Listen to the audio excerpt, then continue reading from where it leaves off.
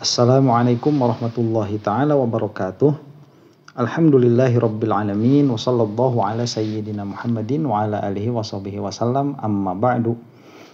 Sudah beberapa komentar meminta saya untuk mengkritisi Nana Gerhana. Di dalam komentar itu saya tidak mendapati linknya. Ya, cuman memang kebetulan beberapa video Nana Gerhana itu lewat ke beranda saya. Dan saya melihatnya beberapa kali begitu. Nah, setelah ada yang meminta untuk ditanggapi, saya mencoba melihat beberapa videonya. Subhanallah ya. Jadi Nana Gerhana ini unik. Ini kalau tidak salah sudah kritisi juga oleh Raden Syair Langit, nama channelnya itu.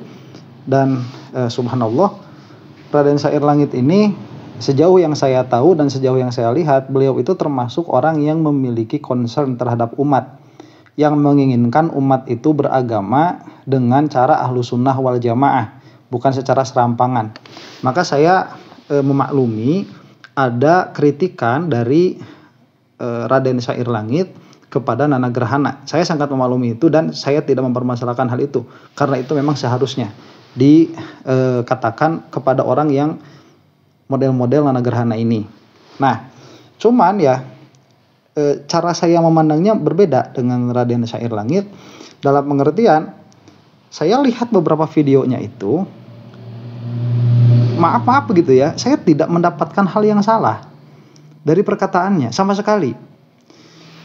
Ada beberapa yang problematik. Jadi problemnya itu bukan pada perkataannya. Nanti akan kita bahas. Bukan berarti tidak ada problem. Ini problemnya ada. Cuman problemnya itu bukan pada apa yang Nana Gerhana bicarakan. Jadi seputar ya, Nana Gerhana ini kan seputar orang yang sok-sok tasawuf begitu. Yang masalah hati, masalah ikhlas dan lain sebagainya. Masya Allah, ini udah susah kalau udah masuk tasawuf, ini udah yang paling susah. Orang yang mengajarkan tasawuf itu harus orang yang setidaknya memiliki dasar-dasar agama yang kuat dulu begitu. Nah, Nana Gerhana ini masalahnya di mana? Masalahnya itu yang saya lihat ya. Contoh misalkan yang saya ingat itu ada perkataan dia yang mengatakan man aradallahu bihi khairan yufaqihu fiddin. Nah, makanya suami istri itu harus sama-sama ngaji. Karena jadi lagi di dalam pernikahan kemudian mengatakan man aradallahu bihi khairan yufaqihu fiddin, kemudian menjadikan natijah bahwa suami istri ini harus belajar supaya diberi kebaikan. Nah, itu dikomentari itu di dalam video itu. Ini bukan dalam urusan rumah tangga, ini dalam urusan keutamaan ilmu. Nah, saya tidak melihat ada yang salah pada apa yang dikatakan sama Nana Gerhana ini ya.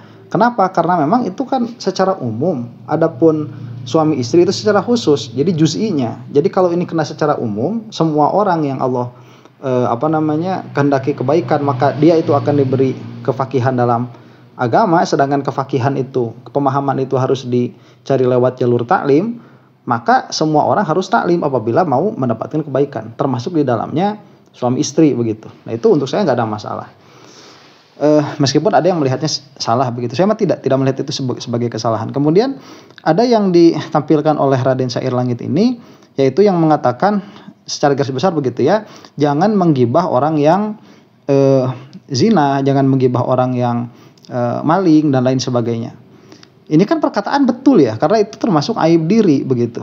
Cuman eksesnya jadi masalah. Nah, dan saya lihat ada beberapa video lagi yang dia itu mengkerdilkan syariat, tidak secara langsung, tetapi dari apa yang dia bicarakan, dari arah pembicaraannya.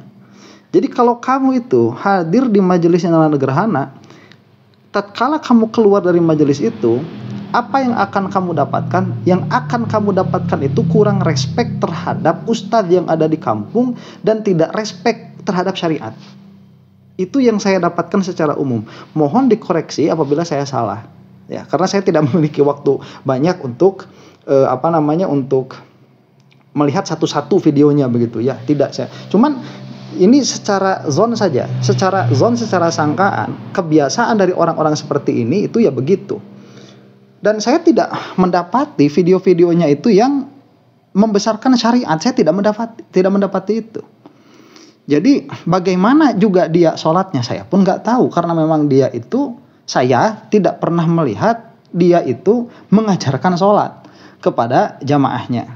Nah, model orang seperti ini sulit menghukuminya karena perkataannya itu secara umum, secara ghalib pada dirinya benar. Yang salah apa? Yang salah adalah audiensnya. Jadi ini kalau misalkan Nana Gerhana itu pernah saya dengar, saya itu tidak, kata dia begitu, saya ini tidak mendeklarasikan diri sebagai ustadz. Lah kenapa saya diundang? Begitu. Jadi kalau misalkan mau nyalahin, jangan nyalahin saya, nyalahin yang ngundang. Memang benar juga. Memang benar juga, yang ngundang ini salah. Ngapain ngundang orang kayak Nana Gerhana, kayak nggak ada alim aja begitu, ya. Kenapa ngundang orang kayak dia? Cuman Nana Gerhananya juga salah.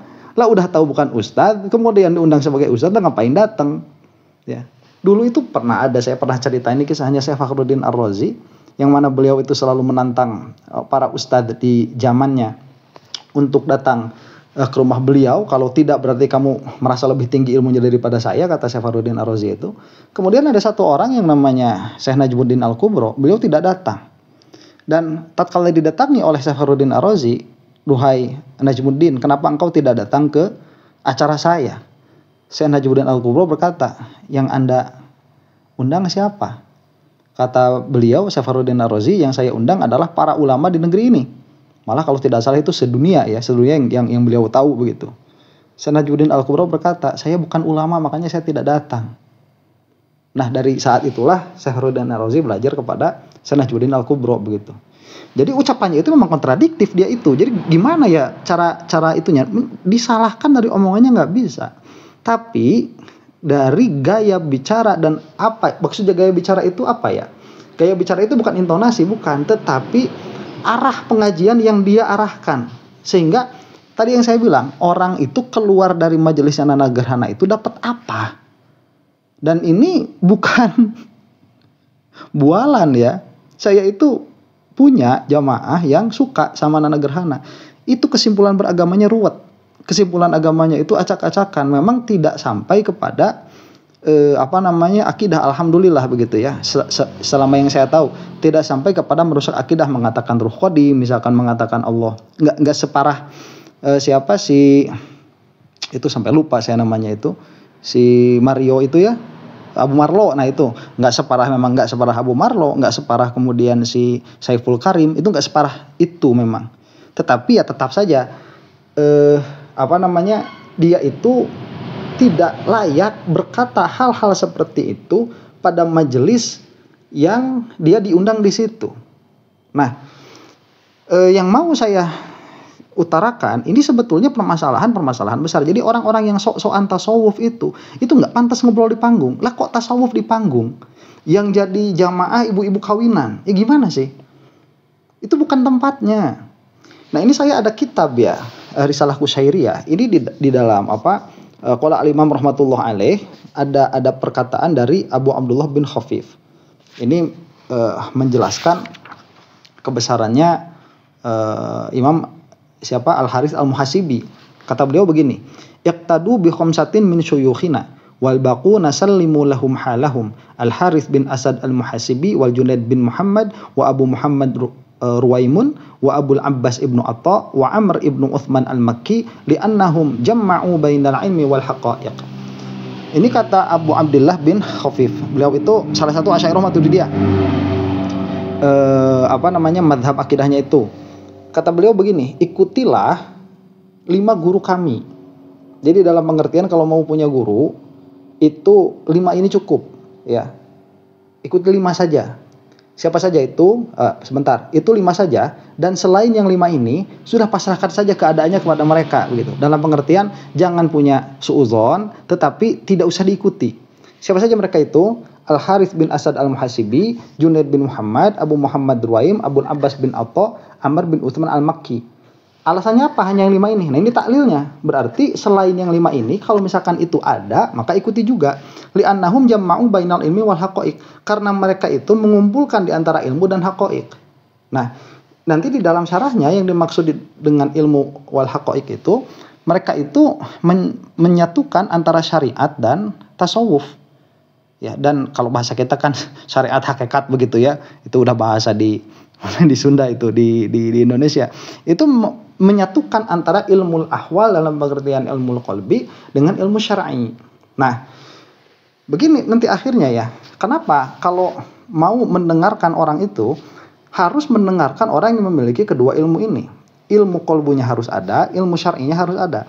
Karena tatkala kedua ilmu ini ada, dan ilmu tauhid itu kalau dulu masuknya ilmu syar'i, makanya disebutnya fiqhul akbar tuh. Karena ini batas luar ya, kalau tidak ada begini ya sudah tidak muslim.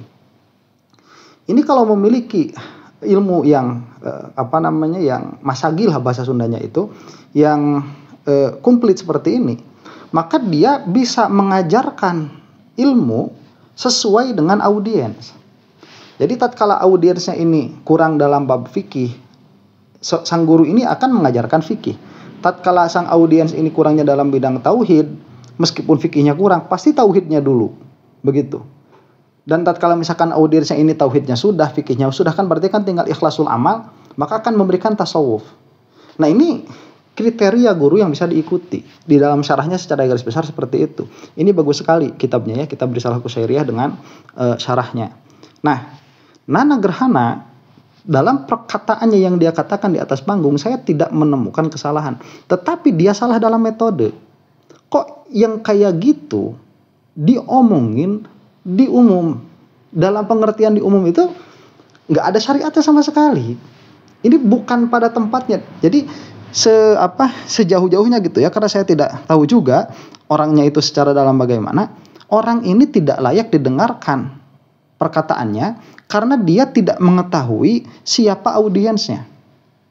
Dan orang yang tidak mengetahui siapa audiensnya itu bisa jadi dia pun tidak mengetahui siapa dirinya. Jadi ini yang saya lihat dari Nana Gerhana itu ya. Nah, ala kulli halin saya itu wajar apabila Raden Sair Langit itu sampai menyalahkan Nana Gerhana, dan saya pun ada pada posisi yang sama, cuma dengan sudut pandang yang berbeda saja. Kenapa demikian ya? Ya jangan kamu tasawufan dulu, nggak begitu tasawuf itu. Ya memang tidak seperti itu. Tapi kalau ditilai omongannya, ya saya tidak bisa menemukan yang salah dari pembicaraannya. Dan orang yang seperti ini ya, kalau kita ini memiliki kesayangan kepada umat, ya kalau bukan ustadz yang ditahdir begitu, ya kita tahdir siapanya? Fans klubnya, muhibbinnya begitu. Lah kok gimana sih ini kok kayak gitu? Dan luar biasa kalau di kita itu kan tatkala seseorang ini banyak followersnya, banyak yang sukanya, itu suka dijadikan patokan kebenaran, padahal tidak seperti itu. Jadi itu tanggapan saya bagi Nana Gerhana ya. Mudah-mudahan kita semua diampuni oleh Allah Subhanahu wa taala. Wallahu taala alam bisawab. Assalamualaikum warahmatullahi taala wabarakatuh.